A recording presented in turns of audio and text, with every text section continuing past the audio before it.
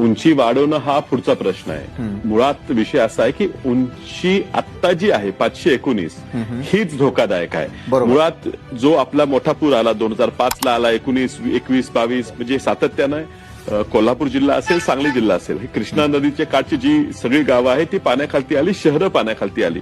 त्यावेळेला ह्या धरणाच्या उंची वाढलेलीच आहे, पण त्या ठिकाणी पाणी साठा हा 524 पर्यंत नेला नव्हताच, 519 पर्यंतही नेला नव्हता. 517च्या लेवललाच, 517 म्हणजे समुद्र पातळीपासून त्यांनी जो पाण्याचा साठा करतात त्याची सर्वात जास्त उंची ती 517 मीटर असतानाच आपल्या सांगली आणि कोल्हापूर जिल्ह्यात पूर आला होता.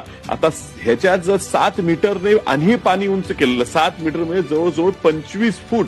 आत्ताच सांगली जवळजवळ 10, 12, 15 फुटापर्यंत सांगली शहर पाण्याखालती होतं. कोल्हापूर शहरात 20 फुटानं पाणी होतं. पुढे जर 25 फुटाने